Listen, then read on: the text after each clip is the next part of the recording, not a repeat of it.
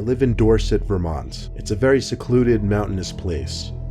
There's lots of trails on the mountain that I like to walk or jog down commonly. In fact, I'm able to cut through the woods in my yard to get to a trail that I walk and run down all the time. One day after getting home from work, I changed out of my work clothes and into my running clothes. By 6:45, I was ready to get on the trail. On this particular day, I took along my coonhound, Murphy. We did 5 minutes of walking. Then we started with a slow jog. Murphy is always a joy to walk because she doesn't pull. She always just stays calm at my side. The trail is wide enough for her to always stay by my side, maintaining my speed. I was always looking up when I ran, which is why I didn't notice that Murphy stopped in her tracks until I felt the leash pull her neck, at which point I stopped and looked back at her to see what was wrong. She was looking behind us, and her ears did that little bouncing thing that hound dogs' ears do when they hear something. I mean, we were in the middle of the forest, so there was any number of things she could have heard, anything from a deer to a squirrel to another person on the trail. I tried to pull her forward to continue our run, but she seemed persistent and reluctant to move forward. I played along for a few moments to let her see that she was curious over nothing, but it wasn't nothing, because I finally saw what she was looking at. There was a man back down the trail in the direction we came from. He was clearly not hiding the fact that he was looking at Murphy and I. I waved at him to try and be friendly, and then looked down at Murphy as I pulled her and told her to come. She finally budged and started running by my side again, not without looking back twice at the man. It's happened before though. People on these small trails would commonly wait for me to move ahead so they could avoid passing the dog. Usually they'd be out earlier in the day though. At this point it was on the darker side, and usually there wouldn't be other people out. I also didn't notice if the man waved back or not because I looked down at Murphy after waving. But at that moment, I still thought everything was normal. That is until maybe a minute later when Murphy stopped me again. This time she looked ahead of us and started barking. I saw who she was looking at right away this time. It was another man walking slowly towards us. I waved to him too, but he didn't wave back. I was standing still, holding Murphy close, expecting the man to eventually pass me, but the closer he got, the slower he went. When he got within hearing range, I told him that Murphy's friendly and that he could pass. Now here's when I knew something was up. After I said this, the man maintained eye contact with me, keeping his straight face as he very slowly continued approaching us. Then I noticed Murphy turn around and start barking in the other direction, behind us. I turned and almost had a heart attack when I saw that man from earlier, maybe 5 feet away from us, slowly approaching as well. I knew now something bad was about to go down. There were only a few seconds between that moment and the moment I felt 2 arms reach around me from behind. Then the first man I saw earlier started full-on charging me. Murphy's barks turned to aggressive growling and rabid dog-like barks. Then one of the men screamed as apparently Murphy bit him in the leg and wouldn't let go.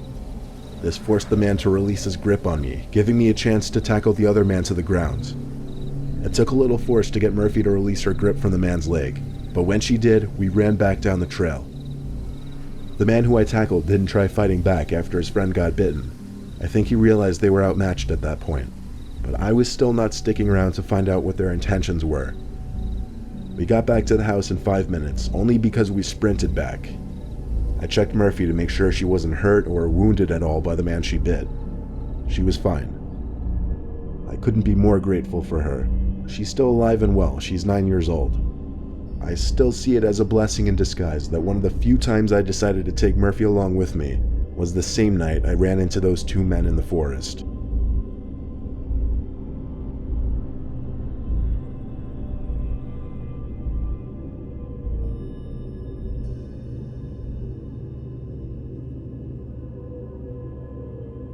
My pit bull Callie sleeps in my room with me. I have a loft bedroom, meaning it's a higher level in the house than the rest of the rooms. My room also has a very large closet elevated off the ground. I keep a little stepping stool to get into it. It's mainly just a bunch of childhood toys stored in there though. One night I woke up to growling. I sat up and saw Callie standing in the middle of the room. She was looking up at the closet. Needless to say, as a 14-year-old, that scared the shit out of me to even imagine what she could have been growling at. I called her up to my bed so I could pet her and calm her down. She licked her lips and stopped growling, now looking at me. I turned to give another look at the closet door in the dark. She stopped growling now though, so I figured it was just her doggy imagination running wild. I went back to sleep pretty easily, now with Callie in the bed with me. I woke up again, God knows how many hours later, now to Callie's barking. She was in the center of the room again, looking up at the closet. I told her to shut up, and after she looked at me in silence, I heard a jar of Legos spill inside the closet. Callie started going crazy now, barking, trying to jump up the stepladder, clawing at the wall. I heard my bedroom door open and my dad came up the stairs screaming, "What the hell is going on?" I told him to check the closet, there's someone in there. He ran past Callie, up the stepladder, and pulled the door open. The second he opened that door, someone dressed in jeans, a black pullover hoodie, and black beanie pushed my dad off the step stool, causing him to fall on his back. The man in the black hoodie then took off, leaving my room down the stairs. However, Callie took off after him. I heard the two of them rushing down the stairs, but it sounded like Callie caught him because the man let out a scream of pain. My dad and I went down to the living room to see Callie with her teeth sunk into the man's arm. Blood was spilled all over the carpet. Apparently, Callie bit the man in the leg and the arm. My dad got Callie off of him and told me to take her back to my room while he called the cops. The man was moaning in pain up until the cops calmly entered the house, looked down at the man, and they picked him up together. They brought him outside, where an ambulance arrived 10 minutes later. He was taken away in the ambulance. The next few days, my dad spent talking to lawyers and whatnot in order to sue the man for breaking and entering. He ended up winning the case, obviously. He never told me how much money he got, but he sure did make it known just how much Callie saved the day for our family.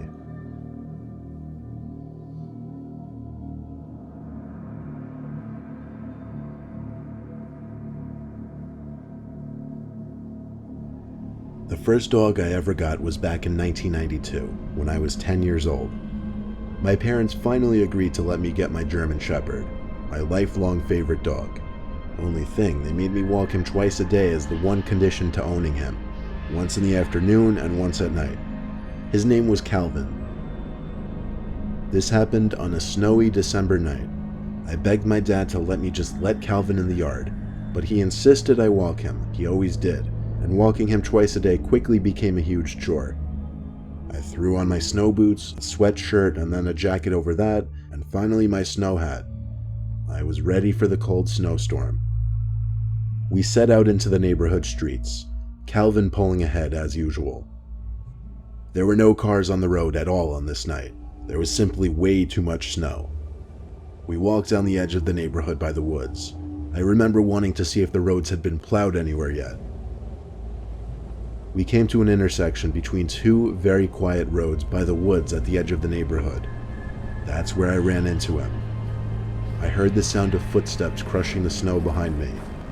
Calvin turned first and barked a couple times. It was a man bundled up in snow gear. He had a scarf covering half his face, so all I could really see were his eyes. But I could still tell he was on the older side, 40 plus. His voice was muffled through his scarf as he called to me in a friendly voice. Then he did something unexpected. He picked up some snow, patted it into a snowball, and seemingly playfully threw it at me. I dodged it, now not knowing how to react. He came closer and started to pet Calvin. I was pretty uncomfortable, to be honest. The man stood back up after petting Calvin, then put his shoulder on me and said I shouldn't be alone out here on a night like this. I think I remember telling him I wasn't. I was with my dog. There were some more words exchanged. I don't remember what, but I do remember eventually walking away from that man without saying bye. Even though I didn't look back, Calvin kept looking back, and I slightly heard footsteps in the snow behind me again, so I knew he was following me. I figured he was following me home, which is why I was caught off guard when I heard the footsteps behind us increase in speed and intensity, causing Calvin to turn and start barking. The man grabbed me with one arm and covered my mouth with his other arm. I think Calvin started biting him, but he was wearing so many layers that he was able to ignore the pain, but only for so long. The man finally let go of his grip on me and aimed his attention at Calvin by kicking at him over and over. Eventually, the man gave up and took off for the woods. Calvin pulled so hard after him his leash snapped off the collar, and off Calvin dashed, disappearing into the woods. I heard his barks fade away into the darkness as I screamed his name over and over. I returned home crying, telling my parents that Calvin was chasing after some man and that he was gone. I stayed up all night hoping he would return home. He never did. Calvin was my first dog, and losing him was my first real heartbreak. I like to think he was found and brought to a shelter somewhere, because I wholeheartedly believe that dog saved my life.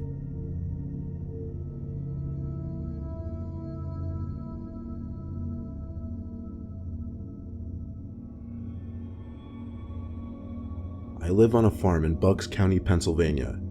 It's just my wife and our infant son living there. Oh, and of course my Rottweiler, Jesse. We have Jesse sleep outside in his doggy house from the months of May to October. It serves as an extra form of protection and intimidation to potential burglars, but also allows for him to do his business freely without having to wake one of us up. Jesse always has a mount attached to his collar that connects to the doggy house so that he can't run away or get lost. Very seldom at night we hear Jesse barking, and given that he's a guard dog, he's trained to bark at suspicious people, so I always go out and check when we hear him barking. But again, it's very, very seldom. I'm gonna skip the fluff and get right to the night that my wife and I woke up at like 1:30 a.m. to Jesse's barks outside. I told my wife, who was also sitting up with me, to wait in the bed. I'll go have a look. I slipped on my shoes and went outside in my robe.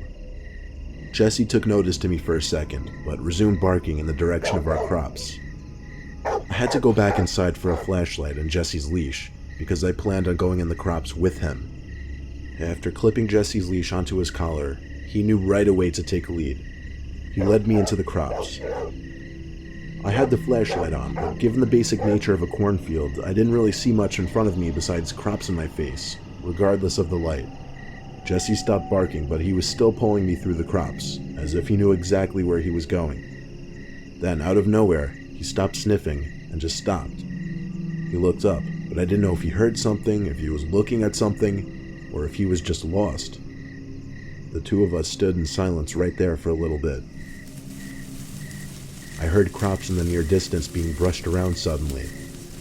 Jesse's head was all over the place. He was looking left, then right, then left again, as if he were hearing sounds coming from everywhere.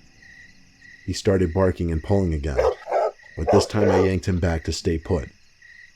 I swallowed and took a deep breath before calling out into the night that this was a private property and anyone caught trespassing would be brought to jail. It took more bravery calling that out than you may think. And of course I was going to yell out a threat like that. What else could I say? The situation felt so surreal. And then...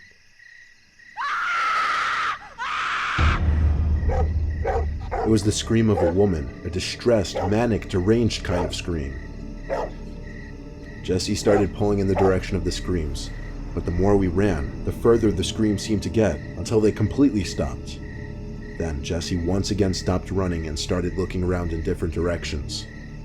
Suddenly, there was the sound of someone zooming past us, rushing through the crops. In fact, they were so close I could see some of the crops maybe 5 feet from my face being brushed aside. This time, I let Jesse off the leash. I told him to go, catch them. Jesse disappeared in seconds. I heard his barks, though.